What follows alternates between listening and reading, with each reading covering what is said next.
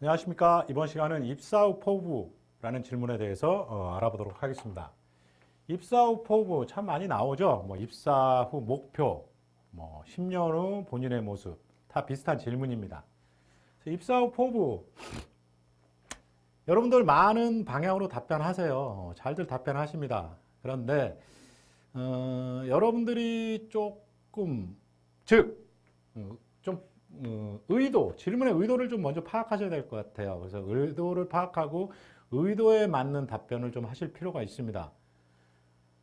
입사 후 포부는 뭐냐? 오래도록 열심히 일할 사람인지가 궁금합니다. 이게 질문의 의도 중에 하나예요. 오래도록 열심히 일할 사람인지 이 두 가지에 대한 답변을 주셔야 됩니다. 이 두 가지에 대한 답변을 안 주다 보니까 이런 질문이 나와요. 얼마나 오랫동안 일할 건데? 오래도록이라는 질문의 의도에 맞는 답변을 여러분들이 안 주시기 때문에 얼마나 오랫동안 일할 거예요? 라는 질문이 나옵니다. 그래서 자, 첫 번째, 오래도록 이라는 질문에 답변을 여러분들이 주셔야 되는데 뭐 입사 후 포부 답변하시는 방향은 여러 가지입니다. 형식도 여러 가지고요. 저는 한 가지 좀 여러분들한테 예시를 들어드리자면 자, 이 두 가지 의도에 맞는 답변을 하기 위해서 제가 이런 예시 하나 들어드릴게요. 자, 오래도록 입사 후 포부. 입사 후 포부가 어떻게 되나요? 네, 입사 후 포부는 지원 부서의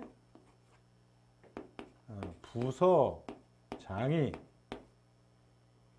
되는 것이며 부서장이 되어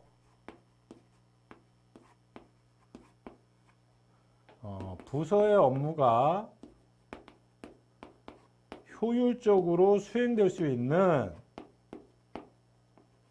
어떤 시스템의 구축 및 유지, 관리를 하는 것입니다. 정도로 얘기를 하자는 거죠. 자, 입사 후 포부 어떻게 되나요? 할 때, 네, 입사 후 포부는 지원 부서의 부서장이 되는 것이며, 부서장이 되어서 부서 업무가 효율적으로 수행될 수 있는 어떤 시스템의 구축 및 유지, 관리를 하는 것입니다. 라고 얘기해 주자는 거예요. 자, 오래도록 일하는 사람을 원한다고 했죠. 그래서 이 오래도록이라는 거에 대해서 자, 지원부서의 부서장이 되겠다는 거예요. 내 포부는. 부서장까지 얼마나 걸리죠? 10년에서 15년. 이렇게 함으로써 이 지원자는 10년 이상, 15년 이상 일을 하겠구나라고 그들이 판단할 수 있겠죠. 이렇게 답변함으로써 이 오래도록에 대한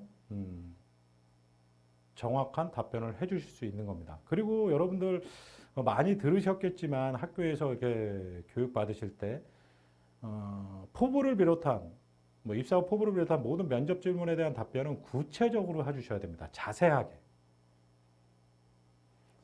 구체적 자세하게 그게 뭔데요? 이런 거요. 구체적으로 정하라는 거예요. 포부를. 구체적으로. 여러분들 몇 년 이렇게 끊어서 답변하시는 분들도 많아요. 인터넷 보면 많죠. 나쁘지 않습니다. 다만 그런 거 할 때도 구체적으로 정하세요. 내가 뭐가 되고 싶은지, 포부가 뭔지 명확하게 그들이 들었을 때 아, 이 친구는 이런 포부를 갖고 있구나. 그래서 몇 년 일할 수 있겠구나. 이런 걸 생각할 수 있도록. 그리고 이 부분을 제가 왜 썼냐. 이 뒤에 부분을 여기서 끝내지 않고 만약에 여기까지 쓰면 어떤 질문이 나오느냐? 부서장이 왜 되려고 하는데? 라는 추가 질문이 나올 수 있어요. 그래서 그 내용을 먼저 써주는 거예요. 자, 포부를 정하면서 나는 포부가 이건데 왜 이게 되고 싶은지 구체적으로 자세하게 써주면 더 좋잖아요. 추가 질문을 의식해서 이렇게 답변하는 게 아니라 제가 아까 말씀드렸지만 답변은 구체적으로 자세하게 쓰라고 했어요. 자소서도 마찬가지고 면접도 마찬가지고 구체적으로 자세하게. 그래서 구체적으로 자세하게 써준 겁니다.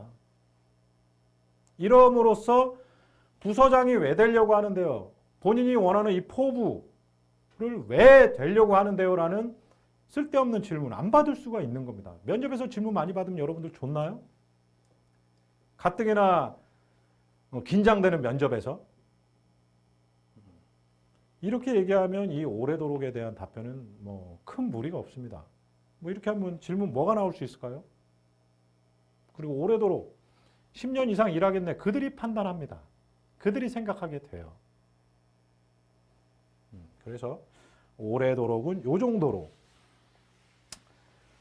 이런 방향으로 정리하면 됩니다.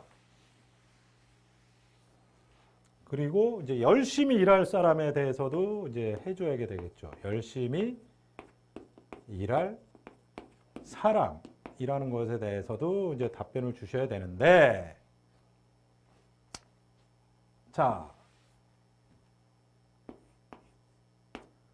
우리는 좀 전에 오래도록에서 어떤 부서장이라는 포부를 얘기를 했습니다.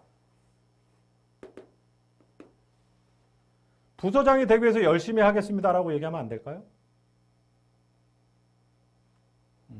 그러면 묻겠죠. 부서장이 되기 위해서 어떻게 열심히 할 건데? 그래서 열심히 일할 사람은 부서장이 되기 위해서 제가 이런 것들을 열심히 할 겁니다. 즉, 부서장이, 이 부서장은 이제 포부죠, 포부. 부서장이 되기 위한 구체적인 계획을 얘기해 줍니다. 구체적인 계획. 부서장이 되기 위한 구체적인 계획을 뭐 한 서너 개 정도 이렇게 정해 주시면 됩니다. 그래서 누가 생각해도 저 정도 하려면 열심히 해야겠네라고 할 수 있는 거. 그런 것들을 정해 주시면 되는데, 자, 제가 뭐 예시로 뭐 드리자면 이런 거죠. 자, 첫 번째,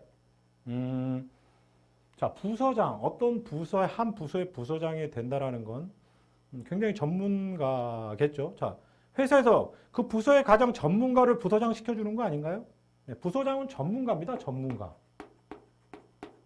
부서장이 전문가이기 때문에 직무 면접에 부서장 분들이 오시는 거예요. 그 부서 관련해서 가장 전문가이기 때문에. 첫 번째, 부서장이 되기 위한 다음과 같은 뭐 세 가지 계획을 갖고 있습니다. 라고 써준 후에 첫 번째, 직무 관련 어떤 글로벌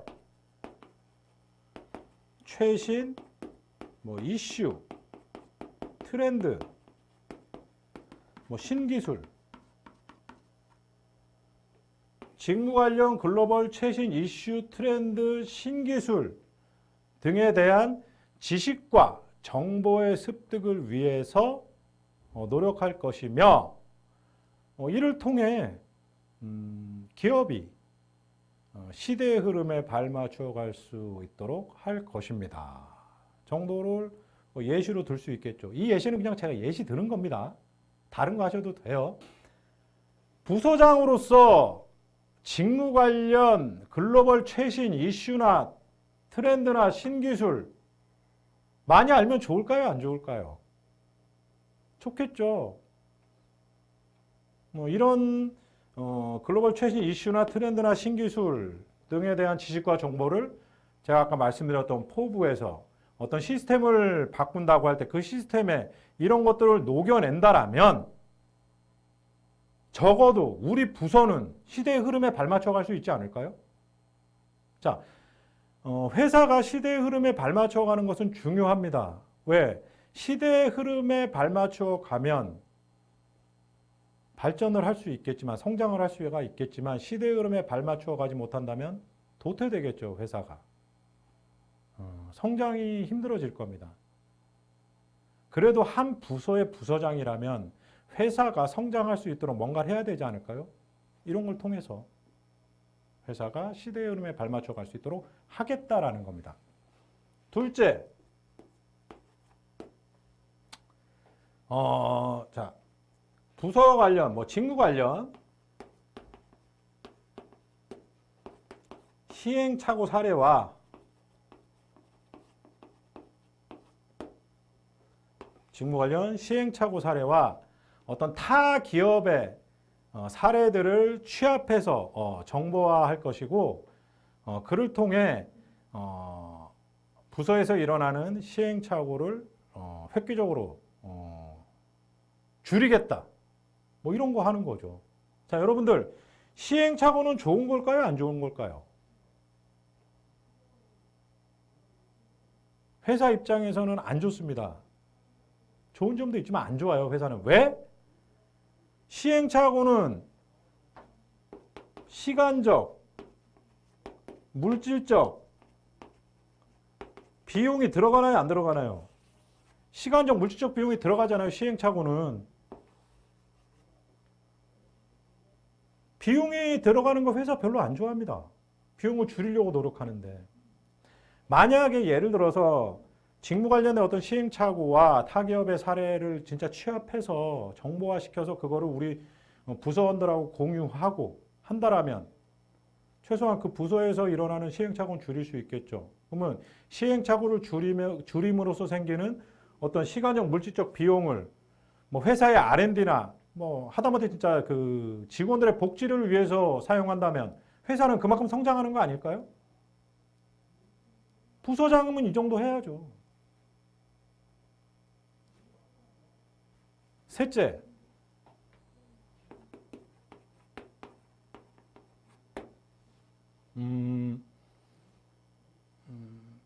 자, 이런 거 있을 수 있겠죠.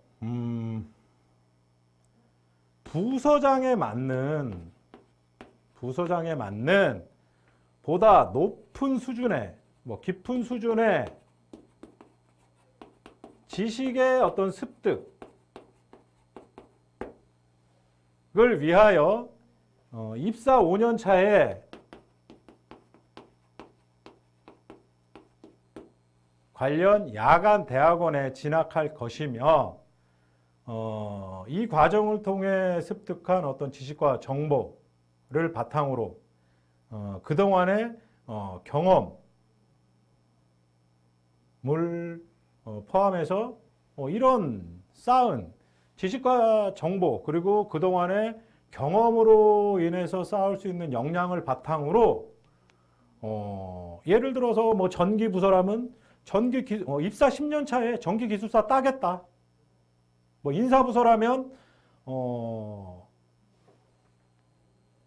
그 관련 야간 대학원에 진학해서 지식과 정보 쌓을 거고, 그동안의 경험을 바탕으로 입사 10년 차에 뭐 노무사 자격증 따겠다 라고 해주시는 거죠.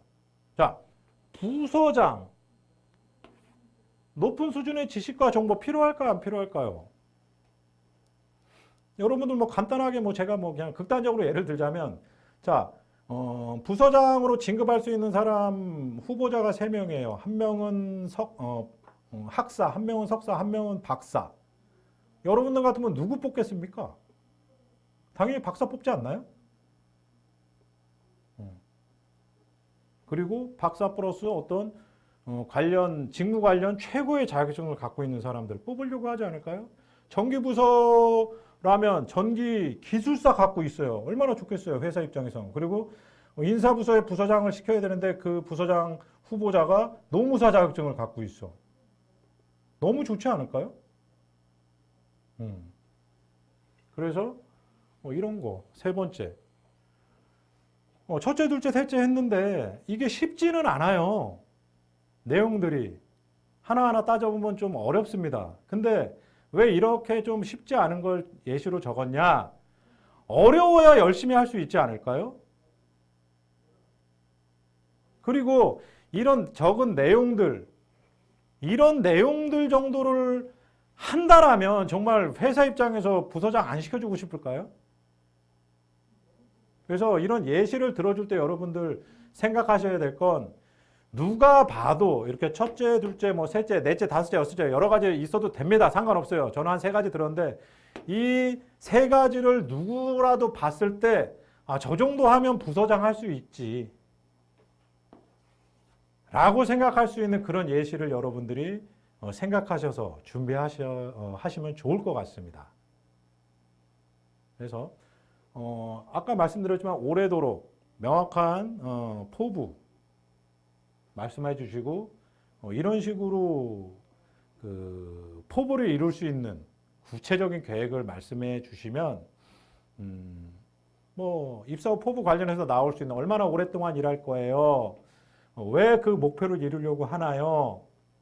뭐 그런 등등의 질문에 답변이 편하게 원활하게 하실 수 있을 겁니다. 그리고 뭐 입사 5년 차 뭐 제가 말씀드렸는데 입사 5년 차 제가 굳이 말씀드린 이유는 뭐 그런 질문도 많이 나옵니다. 뭐 입사 후